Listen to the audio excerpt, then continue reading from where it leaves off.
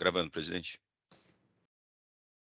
Obrigada, Jailson. Um bom dia a todos. Hoje, dia 12 de maio de 2023, iniciamos a sessão virtual da 10ª Câmara Julgadora do Tribunal de Impostos e Taxas, que está sendo gravada. Estão presentes à sessão de julgamento eu, Isabel Mil, Dr. Galderize Teles, Dr. Daniel Lacorte, em substituição do Dr. Rubens, Dr. Odilo Sossolotti e Dr. Antônio Tortello, representante fiscal. Registro também a presença do Dr. Eduardo Borges para realização de sustentação oral.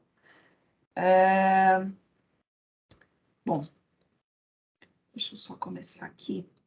Dr. Daniel, que enfrenta aí algumas questões de ordem técnica, e está tentando resolver o acesso do EPAT, mas aqui nós vamos começar pelo processo 475593, Companhia Paulista de Força e Luz, processo de minha relatoria, é um recurso ordinário e recurso de ofício, e presente o doutor Eduardo para a realização de sustentação oral. Doutor Eduardo, eu vou fazer só uma breve apresentação do caso, e depois eu passo a palavra para o senhor para a realização da sustentação. Então, só um minutinho. Nós temos aqui, deixa eu só fechar que agora eu estou com um monte de tela aberta.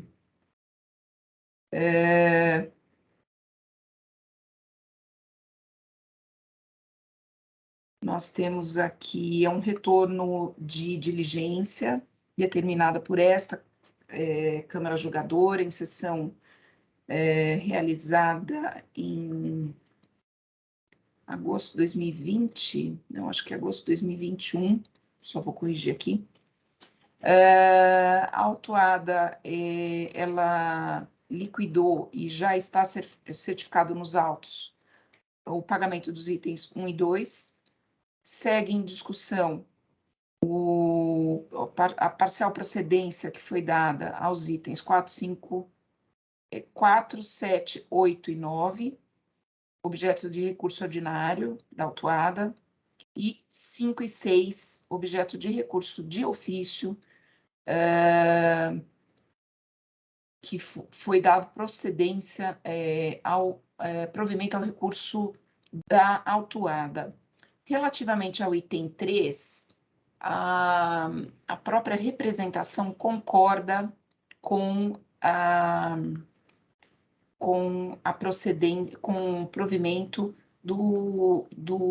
da defesa, que julgou aqui, acabou por julgar improcedente este item. Então, estamos aqui diante de creditamento, considerado aqui creditamento indevido, e, em resumo, são operações realizadas de energia elétrica, em que a autuada teve aqui várias questões, não vou mencionar um por um, mas tem questões aqui de ordem, notas fiscais que foram canceladas ou por determinação judicial, ou em situações em que houve fraude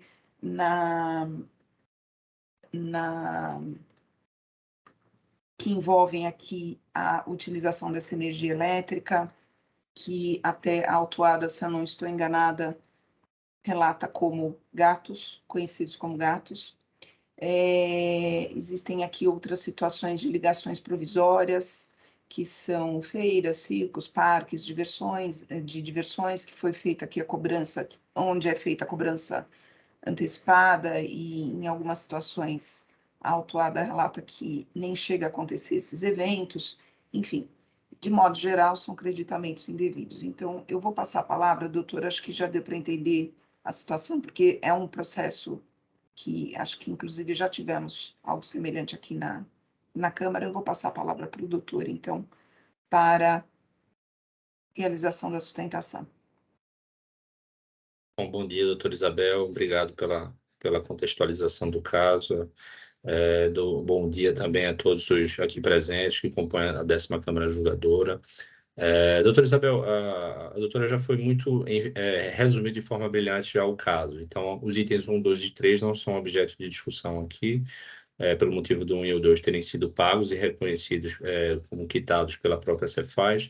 O item 3 foi dada a procedência à impugnação com a concordância posterior da FESP, no que se refere ao efetivo cancelamento do débito, e hoje reside em uma discussão entre os itens 4 e 9, sendo eles 5 e 6, que foi dado procedência à impugnação pela DTJ, o 4, 7, 8 e 9, com a manutenção da cobrança pela DTJ, ou seja, a manutenção do auto de infração para esses itens. Para começar, eu vou se vocês me permitirem, eu focarei um pouco nos itens 5 e 6, que são, me parece, os de maior controvérsia e que ocasionaram aqui a conversão em diligência do processo a pedido da doutora Isabel. Eu contextualizo inicialmente que esses itens, a autuação, parte do pressuposto que o creditamento do ICMS seria equivocado pelo fato de a companhia não ter observado estritamente os itens do artigo 4º do anexo 18 do regulamento do ICMS, que trata das possibilidades de cancelamento de notas fiscais de faturas de energia elétrica quando não há o efetivo fornecimento dessa energia elétrica.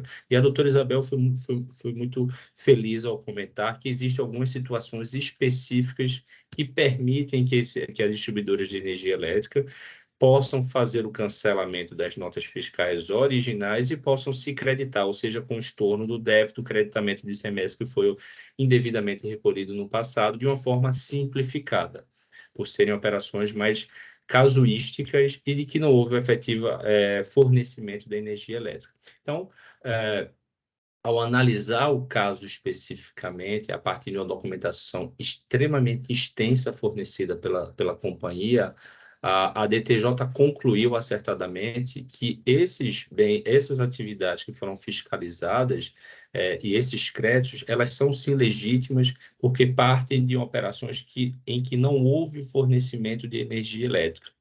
Então, não tendo havido fornecimento de energia elétrica, aplicável, portanto, o artigo 4º do anexo 18 do regulamento do ICMS, ou seja, a possibilidade de creditamento automático sem emissão de uma nota substituta.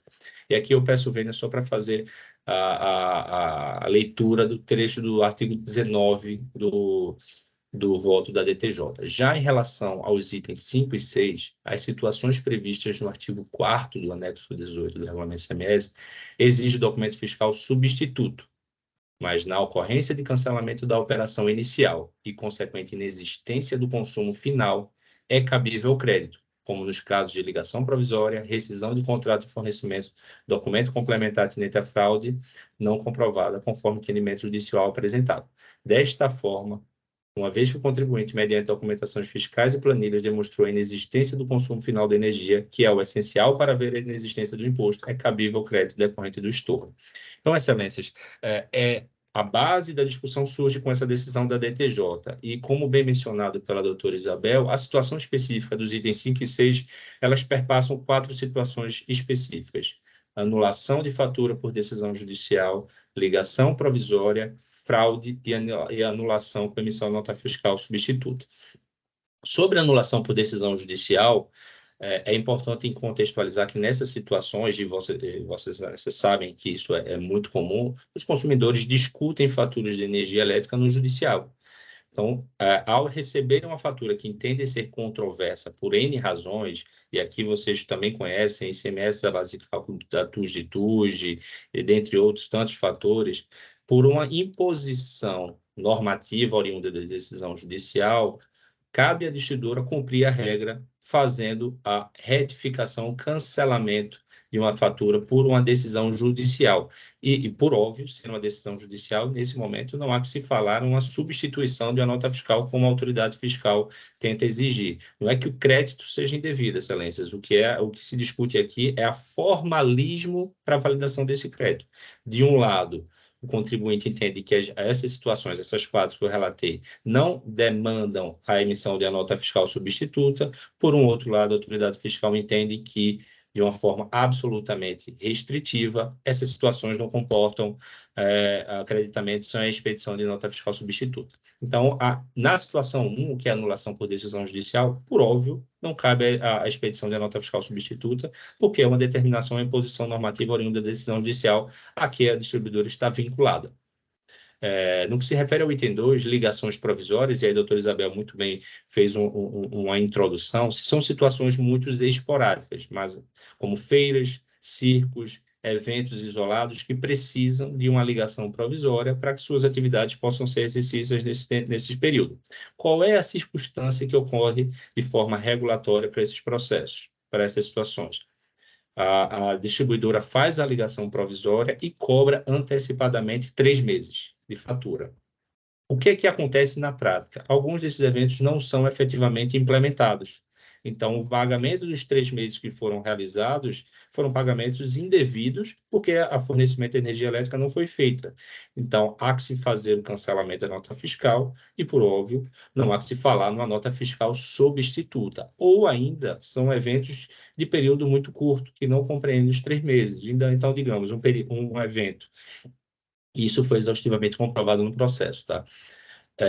Eventos específicos que não duram 3 meses, duram 1 mês, duram 15 dias, vai ser faturado o correspondente ao consumo de energia elétrica. Para os demais períodos em que foi cobrada de forma antecipada, mas não houve fornecimento de energia elétrica, por óbvio, são períodos que deverão ser cancelados a posteriori, mas que houve recolhimento de ICMS pela distribuidora e, por esse motivo, ela se creditou, mas é impossível que ela faça uma nota fiscal substituta.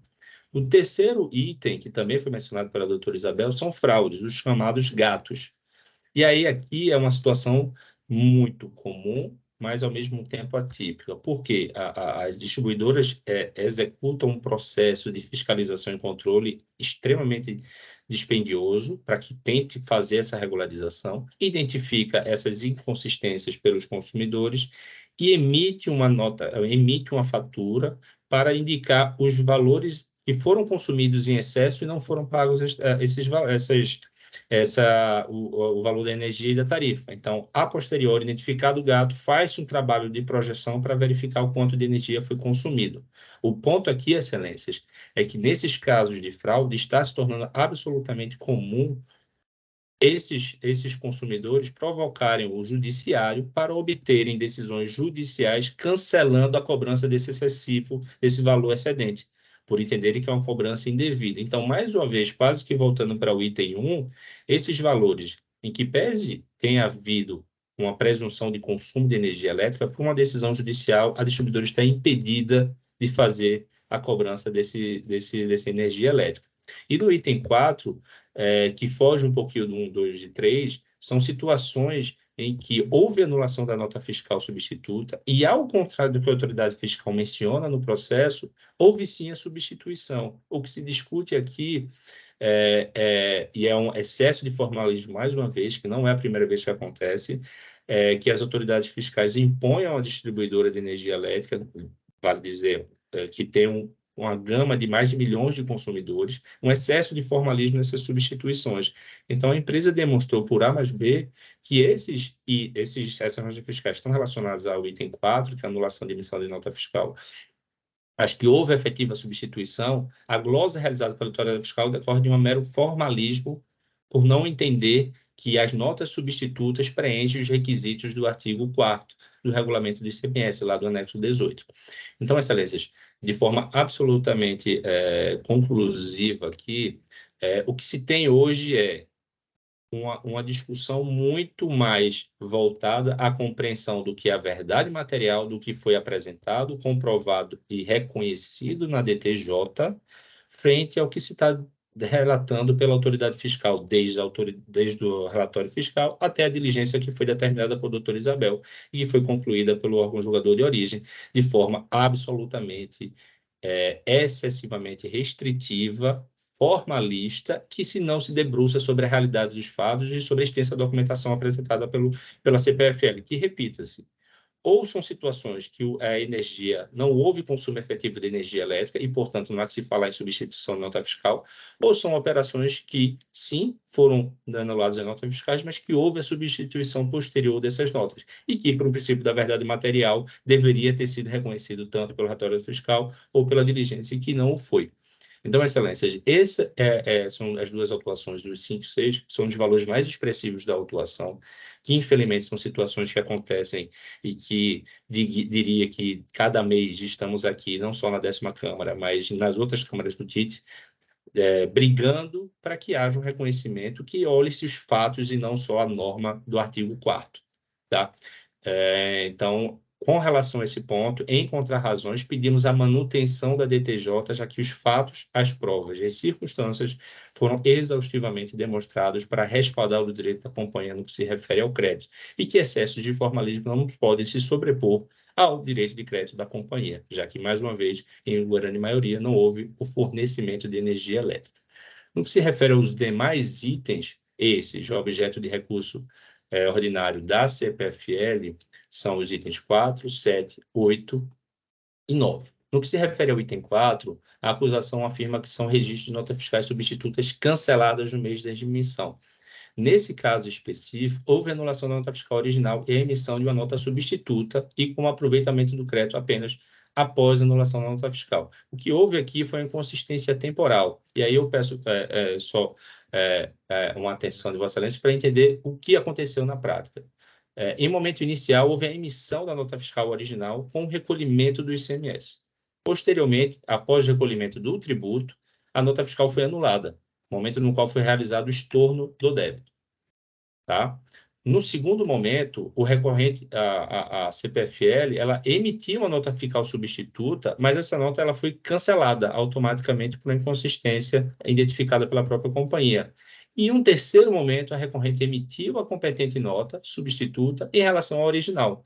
Então, o que identificamos a partir de uma depuração do que aconteceu no relatório fiscal é que a autoridade fiscal não verificou esses 3 momentos, ou seja, a nota fiscal original com o recolhimento do ICMS, a seu cancelamento, mas com o estorno do tributo. Houve uma emissão de uma segunda nota fiscal, em um segundo momento, mas que ela foi anulada por um erro que foi identificado pela própria companhia. Identificado esse erro, foi emitida uma terceira nota fiscal, essa sim, definitiva, confirmando e fazendo analogia, fazendo referência à nota fiscal original, o que respalda, então, o crédito. Tá? Então, é uma questão simples, mas, na nossa visão, talvez uma questão temporal para identificar que não foi a segunda nota a substituta, mas a terceira. Talvez isso não tenha sido observado pela autoridade.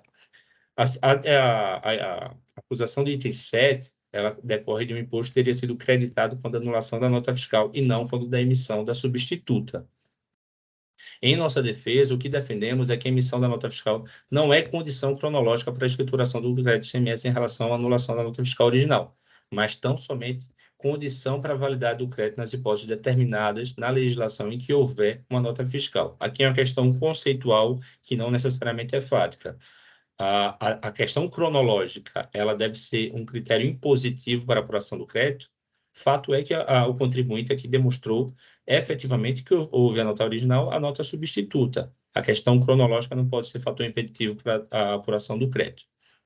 No que se refere ao item 8, a acusação afirma que os registros de estorno não possuem relação com as notas substitutas, o que não guardam vinculação com as originais. Em nosso recurso ordinário, demonstramos que houve, sim, para cada instalação, apenas uma operação de fornecimento de energia elétrica, mas suportada por mais de uma emissão de nota fiscal e apuração de ICMS, o que justifica o aproveitamento do crédito. Portanto, foi demonstrado que o crédito aproveitado decorre da emissão da segunda nota fiscal original, que foram canceladas e substituídas pelas segundas substitutas. Ou seja, aqui a gente tem 2 notas fiscais originais e 2 substitutas.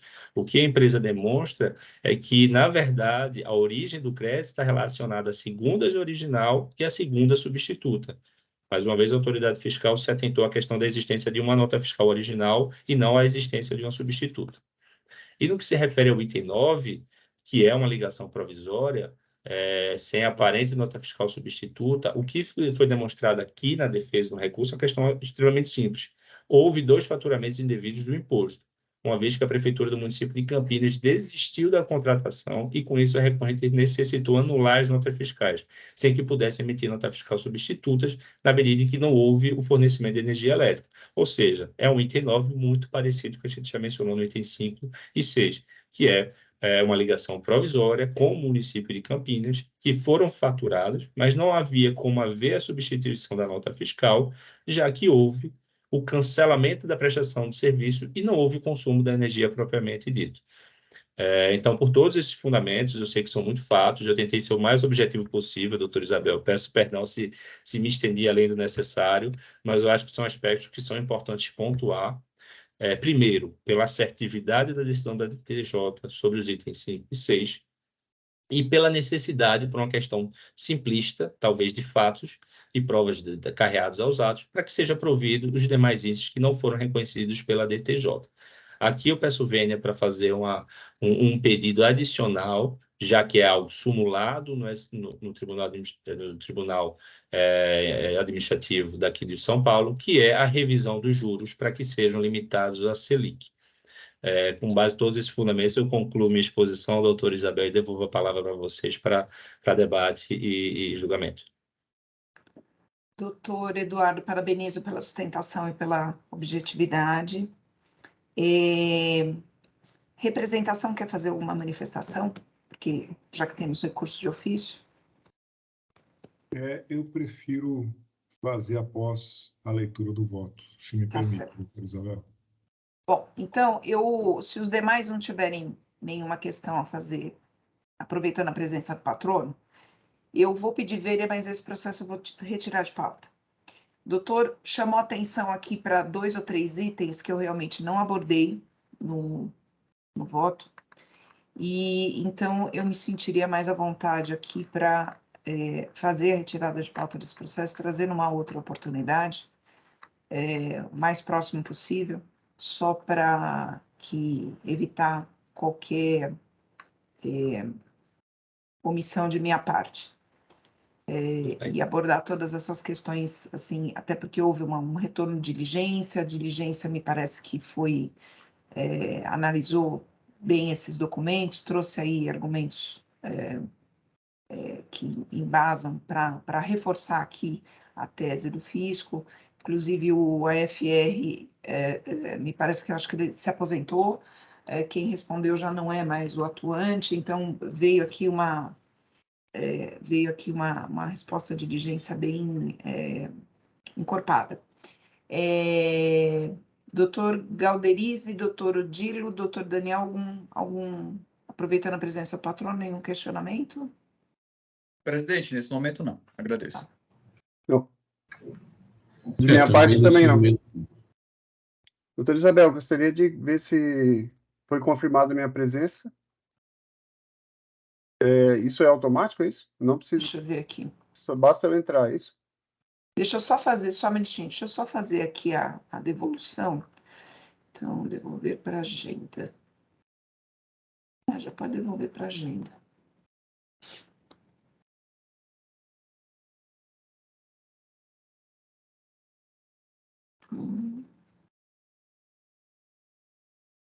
Ok. Doutor Eduardo, então, se o senhor quiser acompanhar a sessão de julgamento, eu vou tentar pautar o mais rápido possível. Para a semana que vem, certamente não será, já temos a pauta aí publicada para a semana que vem, mas eu vou tentar trazer aí o mais rápido possível. Se o senhor quiser acompanhar o julgamento, o senhor já sabe qual é o procedimento. Tudo bem, doutora Isabel, obrigado. Tome o tempo que for necessário, importante que a senhora se sinta confortável em julgar novamente. Estarei aqui à disposição. Na próxima sessão não vai ser oportunidade de sustentação oral, correto? Que eu já fiz hoje. Não, ou será? o senhor já fez hoje. Não, tá, o senhor já perfeito. fez hoje. Tá bom, não, então tudo bem, obrigado pela atenção de todos. Me desculpe mais uma vez pelo problema da minha imagem aqui do computador e aguardo aí pela pauta. Tá ok, muito obrigada, doutor. Até mais. Final de semana. Você também.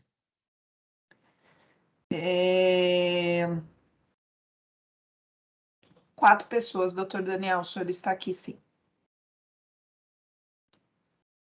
Obrigado. Bom, Vamos para... Resolvi. Agora não temos mais inscritos para sustentação oral, então podemos seguir aqui a sequência da pauta. Deixa eu só fechar aqui a... Processo 4098554, o Minilife Brasil, processo também de minha relatoria. Deixa eu só colar o voto. Vou pedir só um minutinho.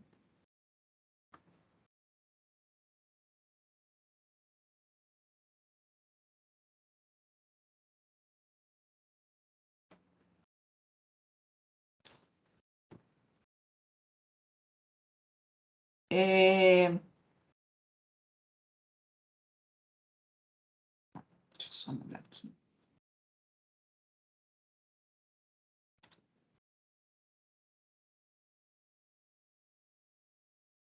Aqui. Fazer uma correção antes que a representação puxe minha orelha. É a Selic, né?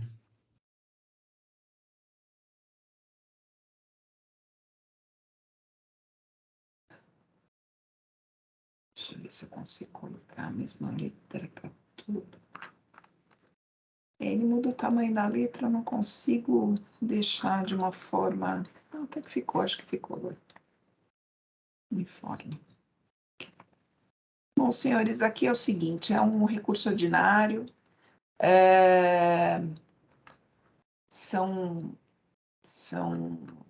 a acusação aqui é de falta de pagamento de imposto por emissão de escrituração de documentos fiscais referentes a operações tributadas com erro na aplicação de alíquota na remessa a não contribuintes localizados em outras unidades da federação.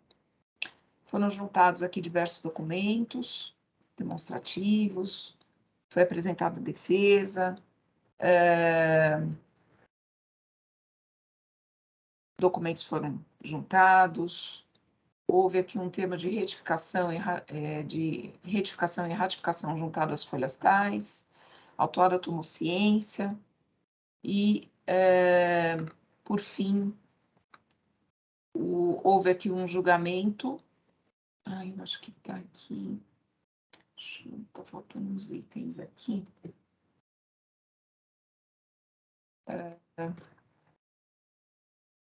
Seguida foi apresentada manifestação.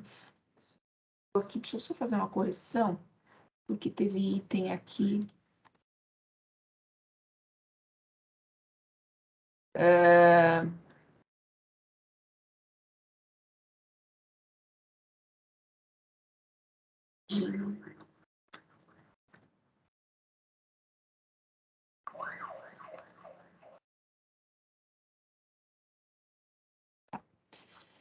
Bom,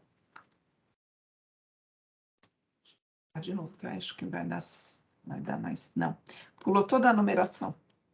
Depois por fim, eu vou corrigindo o voto e aí a numeração aqui ela está automática e ela pulou um número agora, eu vou ter que corrigir um por um. Bom, então a autuada aqui ela é acusada de falta de pagamento do imposto relativo ao período de janeiro de 2013 a dezembro de 2014 por emissão e escrituração de documentos fiscais referentes a operações tributadas com erro na aplicação de alíquota, considerando a remessa a não contribuintes localizados em outras unidades da federação. A contribuinte, ela diz que é dedicada à importação, exportação, comercialização, representação e distribuição de produtos alimentícios em geral, incluindo suplementos vitamínicos e minerais, alimentos para atletas, por atuar no setor de vendas porta a porta. Ela traz aqui uma série de argumentos que eu reproduzo aqui na peça, vou pedir Vênia para não falar, porque senão para não cansá-los, mas ela traz aqui uma série de argumentos. Fala sobre a Lei Complementar 87, traz aqui questões relativas aos revendedores, por ela contratados, que existem situações aqui que não foram considerados no momento da lavratura do AIM, a operação efetivamente praticada pela corrente não foi considerada pelo fisco, que não se poderia cobrar aqui as diferenças lançadas no neste auto. Bom, e sigo. Aqui seria o item 16, eu não sei como é que está aparecendo para os senhores. Aduz que importa os referidos produtos, vendendo-os aos empreendedores independentes, estando na qualidade de contribuinte substituto tributário, recolhendo o tributo devido pelos contribuintes substituídos, revendedores autônomos, nos termos do convênio ICMS 45 de 99. A recorrente defende que as regras do convênio 45 foram internalizadas por meio do artigo 288 do regulamento, que atribui responsabilidade pelo pagamento do imposto relativo às saídas subsequentes realizadas por revendedor que realize vendas exclusivamente a consumidor final, pelo sistema porta a porta. A manifestação fiscal, a manifestação da dota representação de folhas 12.228, diz o seguinte: no caso dos autos, é incontroverso que a autuada não possui o referido regime especial, que atribui a ela a responsabilidade pelo pagamento do imposto. Portanto, ao vender mercadorias para pessoas físicas localizadas em outras unidades da federação, deveria ser aplicada a alíquota interna, como determinava o artigo 56. Já a decisão recorrida menciona o seguinte: a defendente carreou aos autos milhares de contratos de distribuição assinados pelos seus revendedores, independentes dos quais se extrai cláusula primeira que o distribuidor comprará os produtos da autuada para revendê-los ao mercado consumidor ou deles se utilizar. Essa cláusula deixa claro que as operações não destinam os produtos exclusivamente à revenda e que, em verdade, nem ao menos é possível determinar a parcela desses produtos que é revendida e a parcela que é destinada a consumo. E sigo. Vale a pena voltar às folhas tais que fundamentam o seguinte: a defendente carregou aos autos milhares de... bom, repetir aqui. Desculpe, deixa eu só tirar aqui. Deixa eu só tirar esse trecho que foi repetido. Desta forma, não se pode afirmar com a devida certeza que os produtos seriam exclusivamente destinados à revenda, não obstante a autuada tenha apresentado documentos como contratos de distribuição, pelas declarações de folhas tais, informações constantes de guia operacional de folhas tais, pela relação de folhas tais que descreve as mercadorias, quantidades emitidas aos revendedores, etc. Embora a inscrição cadastral não constitua fator apto a alterar a natureza de condição de contribuinte, as condições contratuais foram duvidosas, tornam duvidosas as operações em análise na ótica da defesa apresentada. Vale lembrar que a recorrente destacou ICMS alíquota interestadual de 12%, quando deveria ter aplicado a alíquota interna de 18%. O presente AIN cobra a diferença. A decisão atacada quando fundamenta o seguinte: esse fato, diante do incontroverso descumprimento das obrigações impostas pelos parágrafos 3º e 6º do artigo 288 e da impossibilidade da equiparação de seus revendedores independentes a contribuintes, no caso concreto, em virtude da regra específica aplicável, não deixa dúvida em relação à assertividade do agente autuante ao exigir o imposto correspondente à diferença entre a alíquota incorretamente aplicada pela autuada e aquela que determina o artigo 56 do mesmo regulamento. E sigo. A própria autuada argumenta que o regime especial formado entre o contribuinte e o fisco é mera obrigação acessória e que teria sido ignorada a verdade real de remessa de mercadorias a vendedores autônomos. No entanto, conforme acima mencionado, os próprios contratos apresentados pela autuada demonstram inexistência de intuito comercial. Portanto, a decisão atacada merece ser mantida por seus próprios fundamentos. No mais, entendo que não estão preenchidas as condições para a redução e relevação das multas aplicadas. Aqui eu trago rebato aqui todos os pontos que a autuada menciona acerca da redução e relevação das penalidades, que não é uma empresa de porte econômico pequeno, que desta forma não é possível a aplicação do 527A, que a escrituração ou eventual falta de escrituração ou escrituração irregular dificulta a fiscal. Vou até tirar, porque isso aqui também é um trecho que não... Por todas essas razões, a decisão monocrática merece ser mantida por seus próprios fundamentos, o conjunto probatório milita em favor do fisco, trago aqui, menciono as questões relativas a juros, falo da súmula 13 e, por fim, aplico aqui a taxa Selic e sua nova redação. Portanto, conheço do recurso ordinário para dar-lhe parcial provimento. Senhores, aqui é uma questão... essa questão de venda porta a porta, ela tem sido debatida lá na Câmara Superior, e me parece que as decisões já não estão tão divididas como no momento aqui em que foi quando lavrado esse auto. Parece que a Superior já tem trazido menções, já tem consolidado o entendimento nesse mesmo sentido. Mas o que pesou aqui para mim realmente foi essa cláusula contratual que traz alguma dúvida. Agora, doutor Galderize, doutor Odílio e doutor Daniel, essas operações foram feitas com pessoas físicas, todas as operações com pessoas físicas. Daí, o fisco se pautar nessa cláusula contratual. E parece que, para o caso, é a melhor solução. Mas antes de passar a palavra para os senhores, eu vou passar a palavra para a representação, enquanto eu faço aqui alguma correção. Muito obrigado, senhora presidente. Diante do voto tão pormenorizado e tão bem fundamentado, eu não tenho nada a acrescentar. Muito obrigado. Muito obrigada. Doutor Galderize.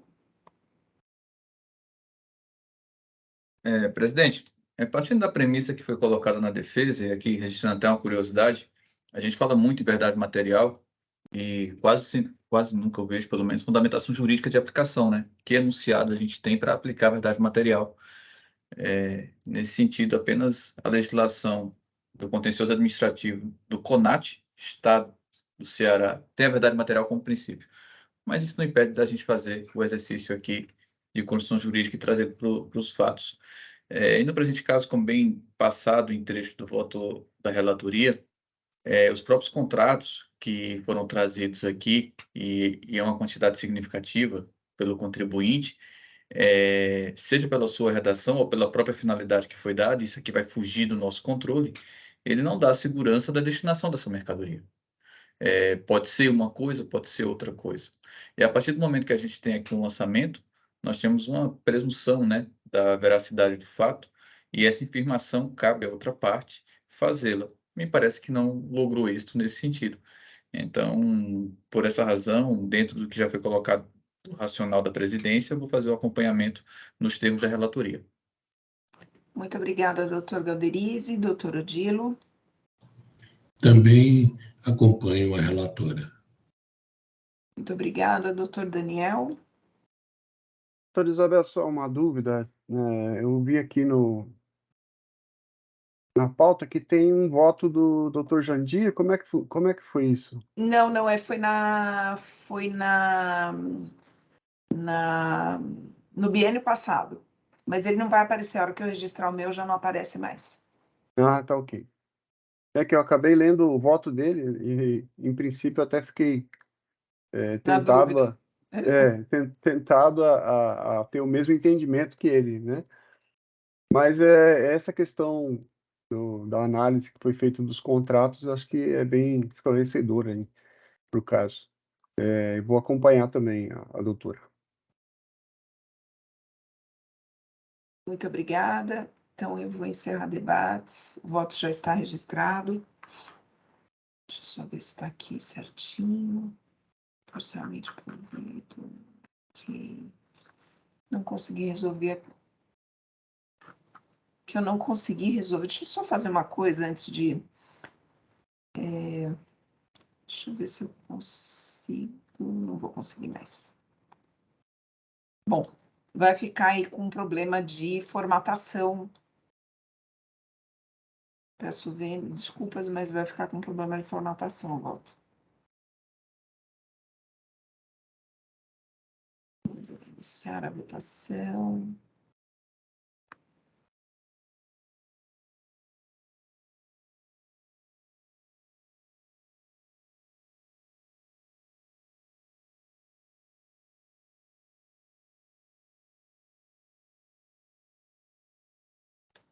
Muito bem, então o processo 40.98.554, o recurso ordinário foi conhecido e parcialmente provido. Vamos para o próximo.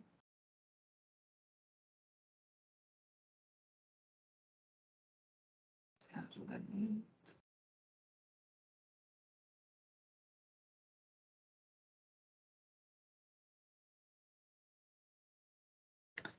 Próximo processo é o 41.11.640, Nobelplast, processo de minha relatoria, um recurso ordinário. Deixa eu só gravar o voto aqui.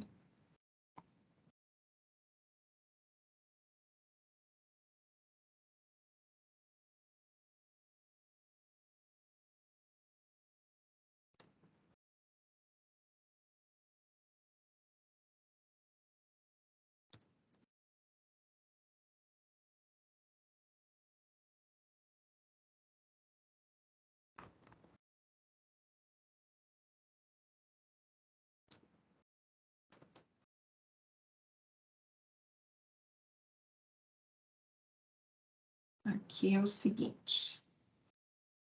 Aqui, acreditamento indevido. São precatórios judiciais.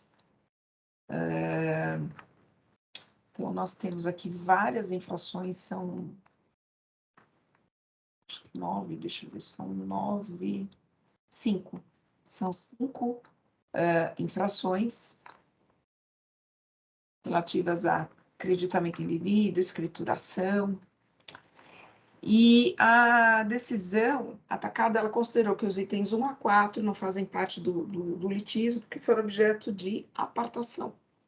Relativamente ao item 5, foi mantidas acusações. A autuada, ela interpôs o recurso ordinário, que foi seguido de parecer de contrarrazões da representação, e pela terceira Câmara Ordinária foi convertido em julgamento em diligência em 2 oportunidades, com resposta e manifestação dos interessados. Bom, a recorrente, ela se insurge em relação à determinação da formação de processo em apartado, afirmando que fez o recolhimento de forma legal, dentro de um prazo de 15 dias, e com desconto de 70% do valor da multa, com base legal no artigo 95.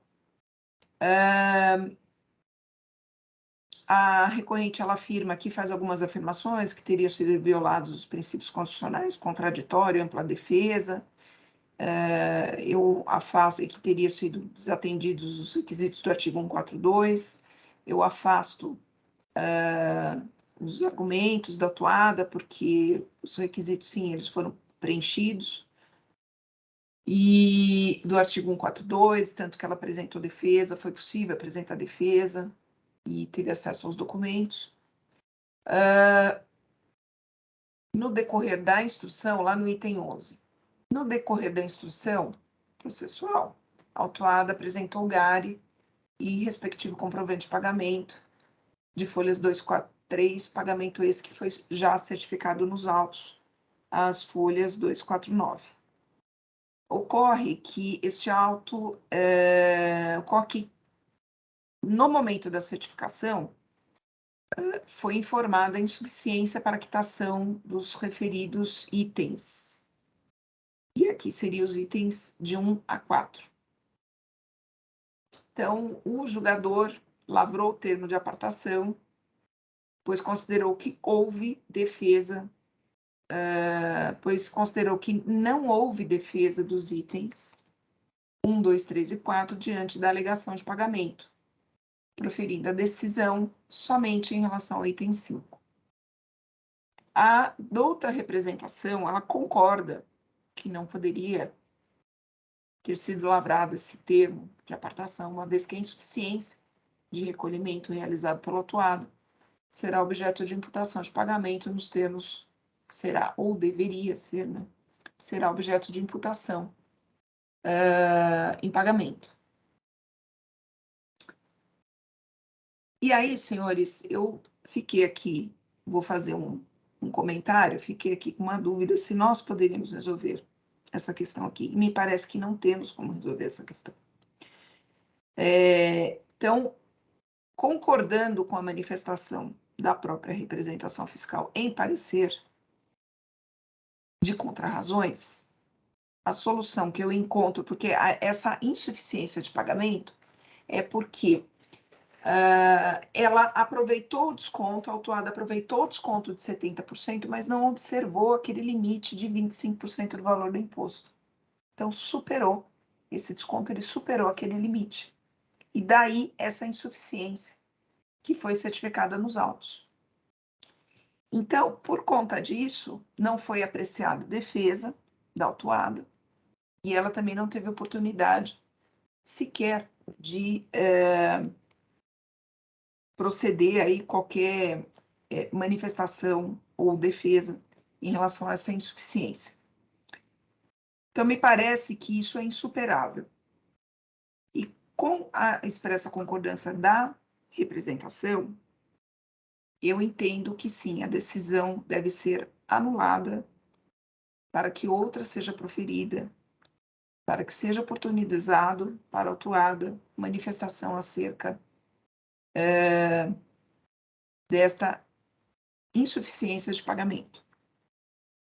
E parece que essa limitação de 25% não foi realmente observada e está pautada em legislação válida e vigente, portanto, os argumentos aqui, eventualmente apontados pela autuada, não me convencem, mas de toda sorte, me parece que é, sim, o caso de anulação dessa decisão. Com relação ao item 5, eu faço aqui alguma menção ao item 5, mas de toda sorte, com a anulação da decisão, terá que ser, certamente vai acontecer alguma outra, a nova decisão ela vai abordar o item 5. Mas, em relação a ele, deixa eu só ver aqui, achar o ponto. Em relação ao item 5, eu acabo não adentrando por conta da anulação da decisão. Então, senhores, me parece que essa é a melhor solução para o caso. O item 5 é o maior item, inclusive, em termos de montante, que é o creditamento indevido, declarado em dia, que a autuada deixou aqui ela prestou esclarecimentos informando apenas que esses créditos teriam sido aproveitados aqui, um precatório, que ela fez créditos de precatórios estaduais de titularidade da contribuinte. Ela traz aqui escrituras, ela comprova a aquisição desses precatórios, mas me parece que esta matéria também tem sido julgada aqui pelo tribunal e a improcedência que foi alegada aqui, que foi fundamentada pela decisão atacada, está correta. Mas, como o meu voto é no sentido de anular a decisão, então a Câmara, a DTJ vai ter que manifestar de novo aqui a respeito deste item 5. Em resumo, senhores, é isso. Só pergunto o seguinte, eu vou fazer essa pergunta para a representação. Há um pedido aqui de taxa Selic, de aplicação de taxa Selic. Eu até pensei em colocar aqui no voto para que seja observado pela DTJ, pelo julgador, que seja aqui observada a aplicação da súmula 10, porque aí o assunto já viria resolvido, né, da própria da decisão monocrática, mas não sei se seria o caso, por isso que eu pergunto aí para a representação se é possível que já venha resolvido, porque senão talvez eu faça uma observação aqui só para que seja aplicada a súmula 10. Uma sugestão, na verdade, né? Porque eu estou anulando a decisão, eu não posso determinar nada no momento que eu anulo, eu não posso determinar nada. Então, essa é a minha pergunta para a representação. Obrigado, senhora presidente. Eu tenho a impressão que não é necessário, nesse caso, nenhuma menção à súmula, porque o que a gente está fazendo aqui é evitar que os processos que passam pelas câmaras não tenham essa questão da limitação da taxa Selic já determinada. Mas como ele vai voltar para a instância de base, mesmo que numa hipótese que eu acredito improvável, a DTJ não aplique a taxa Selic, aplicariam as câmaras, que não tem problema. O problema é haver recurso especial para a Câmara Superior apenas por causa da taxa Selic, né? Por causa da súmula 10. Então, eu tenho a impressão que, nesse caso, o mais tranquilo e correto, o mais prudente, é realmente anular a decisão com nenhuma observação, mesmo porque o contribuinte pede a taxa Selic, né? O próprio contribuinte pede isso. Isso certamente vai ser objeto de análise com a aplicação da súmula. E se não for aplicada, na próxima oportunidade, poderia ser aplicado pelas próprias câmaras ordinárias, né? Tá certo. Bom, então, esse é o meu voto. Agradeço a representação. Passo a palavra primeiro para o doutor Galderizzi. Presidente, de maneira bem diretiva, em que pese aqui a matéria de fundo, a gente tem uma jurisprudência bem sedimentada, tem o mesmo ponto de entendimento, temos aqui um dano ao processo, que precisa ser reparado para o seu natural prosseguimento. Então, farei aqui o acompanhamento, presidente. Muito obrigada, doutor Galderizzi. Doutor Odilo? Também voto pela anulação. Acompanho a relatora. Doutor Daniel? Também acompanha a relatora. Tranquilo. Representação? Já manifestou? Muito obrigada. Então, encerro debates.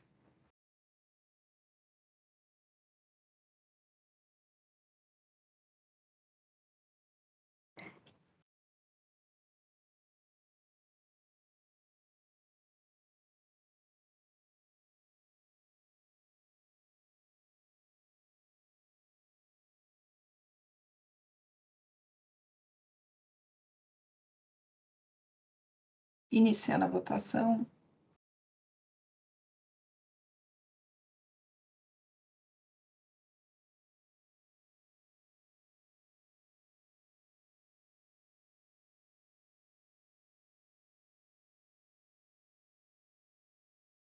Então, o processo 41.11.640, a decisão anterior foi anulada. Então, vamos lá. Encerrar julgamento.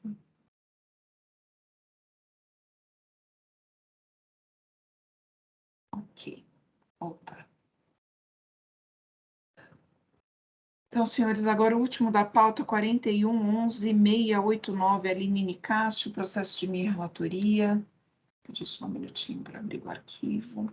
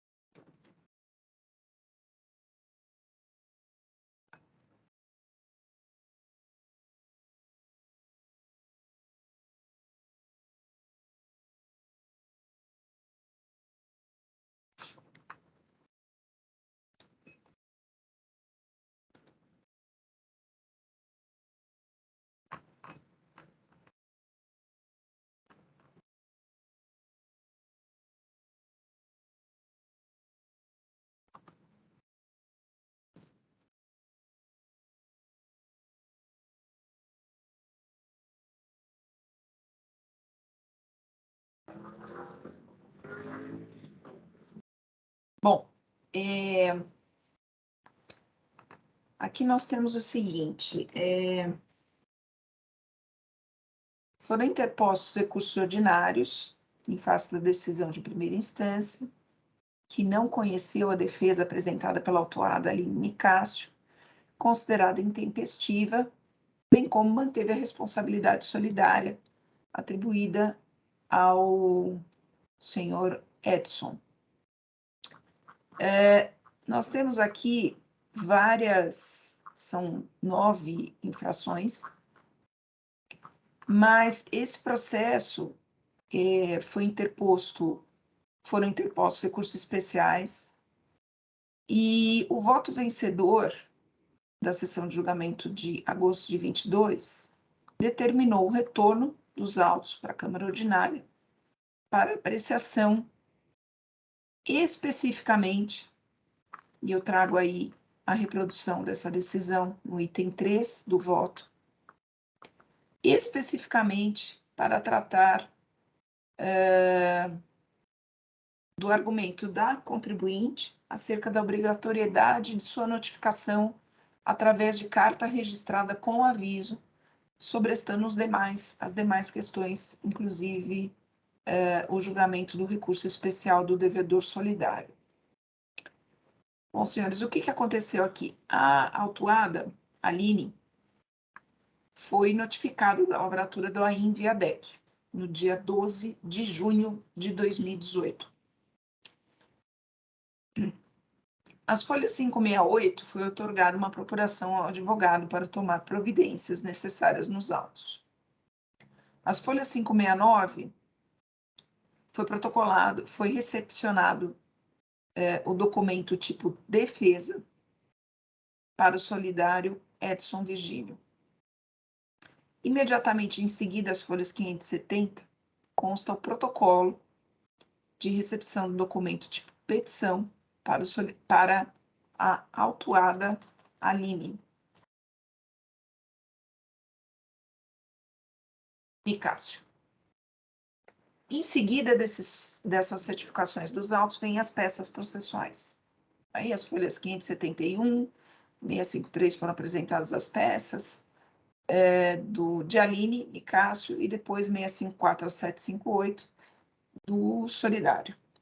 Bom, as folhas 759 consta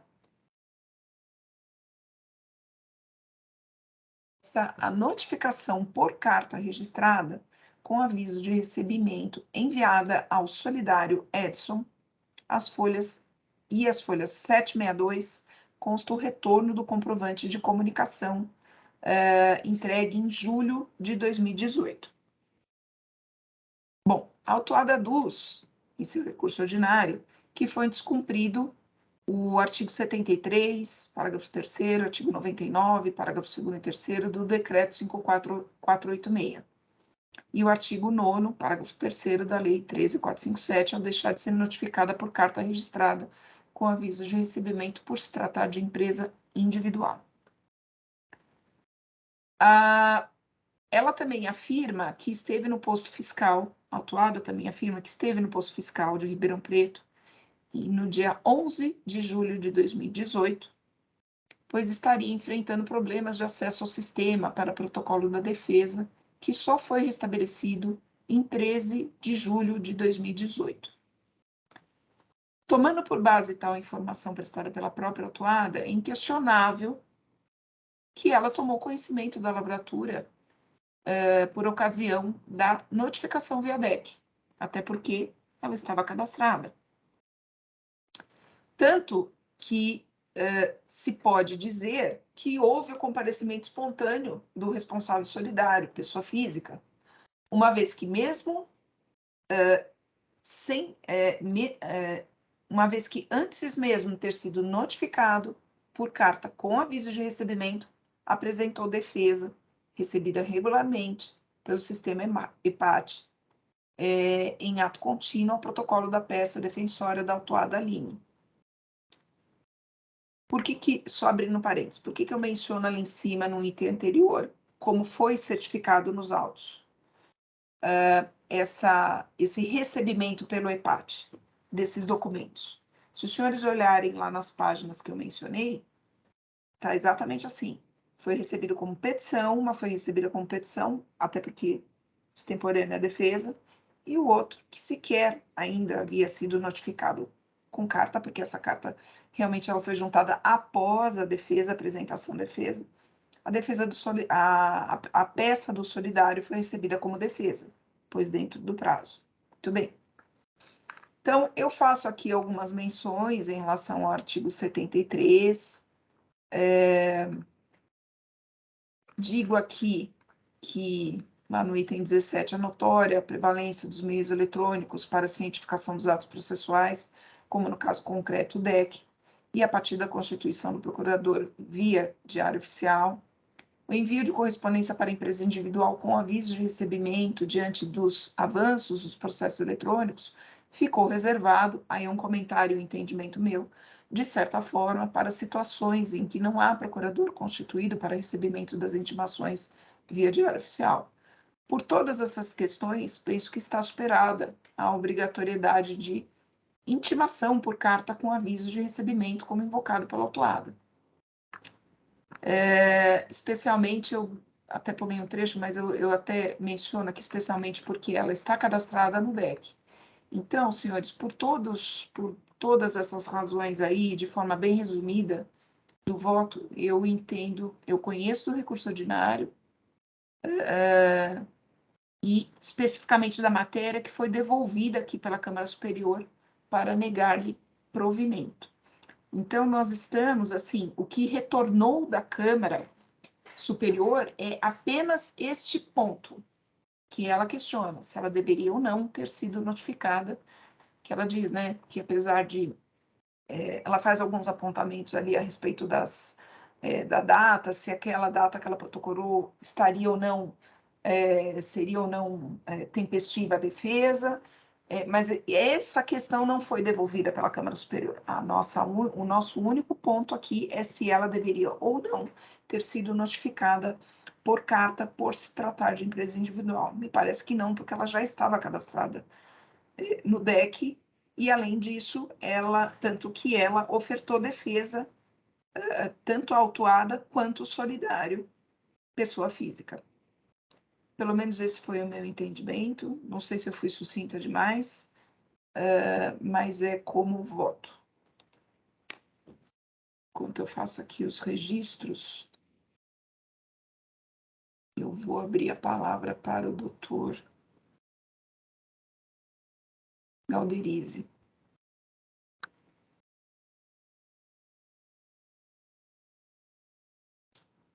Presidente, aqui compartilhar um ponto de dúvida. Me parece que o voto prevalecente da Superior, de folhas 1173, é do doutor Edson Coraza. Isso. 8-7, me parece, a votação, né? E é um voto conciso e ele traz aqui: a referida notificação é expressa em seus dizeres de que o prazo para a apresentação da impugnação é de 30 dias. E continua ali, me parecendo entrar no conhecimento da tempestividade do recurso.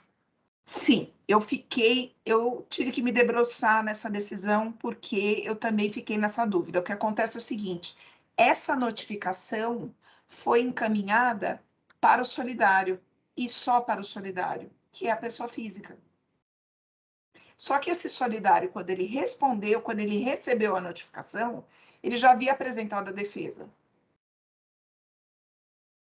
Então, a autuada, o que ela faz? Quando a autuada, quando foi considerada intempestiva a defesa da autuada, porque do solidário foi recebida a defesa, foi apreciada pela decisão. Aí a autuada disse: não, pera um pouquinho. Ela faz algumas questões. Não, olha, conta-se no dia seguinte, então o prazo seria no dia 14, não no dia 13, porque o prazo, pelo sistema, seria no dia 12. Ela protocolou no dia 13. Então, ela disse que foi até o posto fiscal, mas isso não ficou bem esclarecido. Enfim, ela disse que foi até o posto fiscal, que enfrentou lá problemas com a EPAT. Mas a questão é a seguinte, por isso que eu digo por isso que eu falo do comparecimento espontâneo, porque o solidário compareceu espontaneamente nos autos. Ele apresentou defesa junto com o autuado. E esse voto vencedor, ele menciona essas folhas 759, mas essa 759 é uma notificação para o solidário e não para a autuada. Se fosse para a autuada, doutor Galderize, aí eu entendo que este novo ato processual, sim, daria oportunidade para apresentação de nova defesa da autuada, mas não foi para ela, foi para o solidário.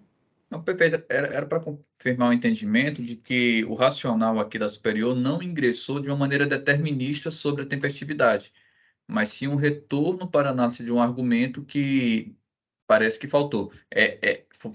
Foi essa a compreensão. Perfeito, Isso. presidente. Era só esse ponto de dúvida. Agradeço aqui o esclarecimento.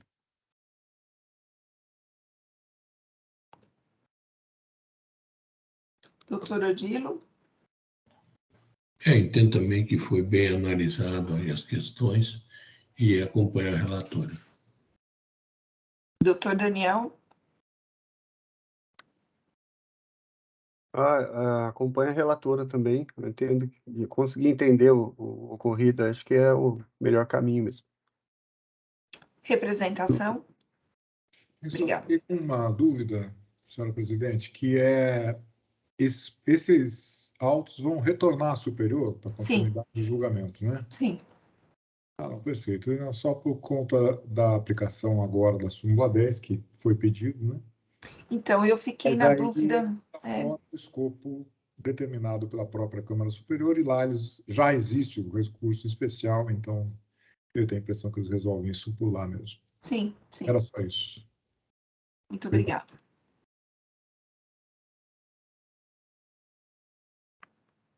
Bom, vamos lá.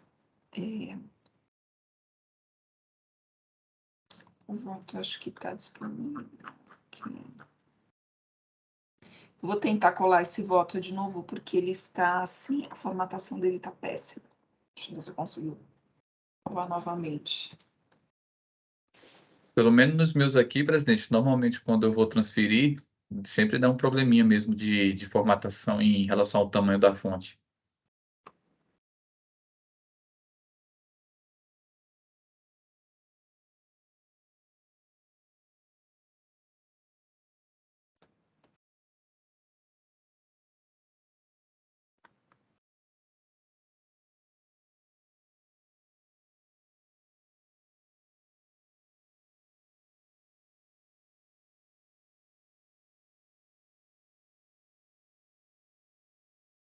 Os votos proferidos em Câmara sempre tem uma fonte muito pequenininha, né? É difícil de ver, de ler.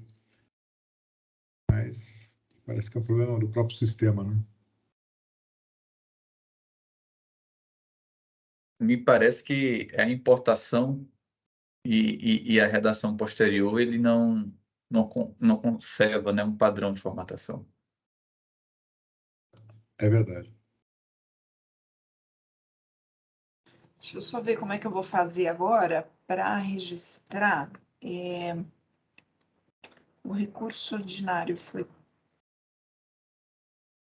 conhecido e não provido. Tenho que seguir a mesma linha. Interessante, não voltou o recurso. Eu teria que registrar o recurso do solidário. Não sei se isso não vai dar um problema lá em cima, hein?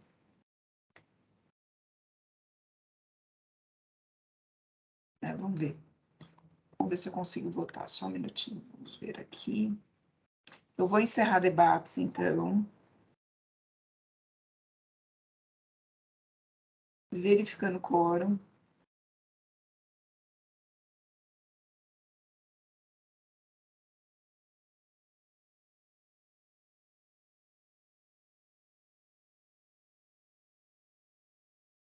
Desculpa, presidente, mas uma pergunta.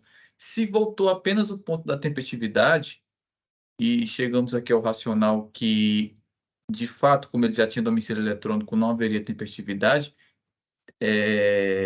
seria conhecimento do recurso?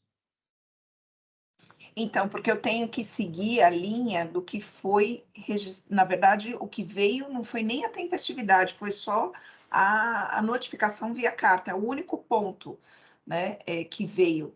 Mas aqui, o recurso, o que não foi conhecido foi a defesa.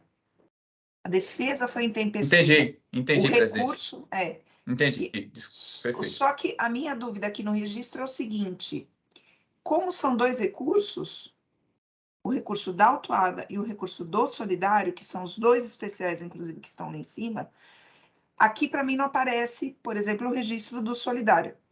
Tenho a impressão que deveria aparecer. Eu não sei se isso lá, talvez, aconteça algum problema, mas vamos ver se eu consigo registrar agora.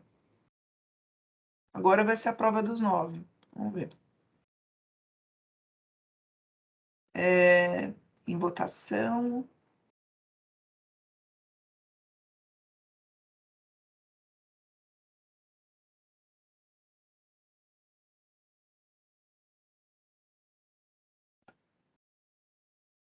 Doutor Daniel.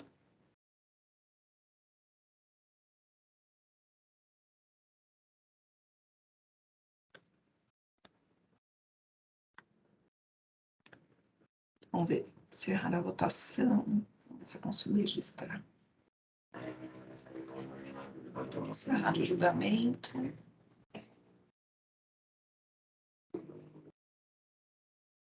Registrou.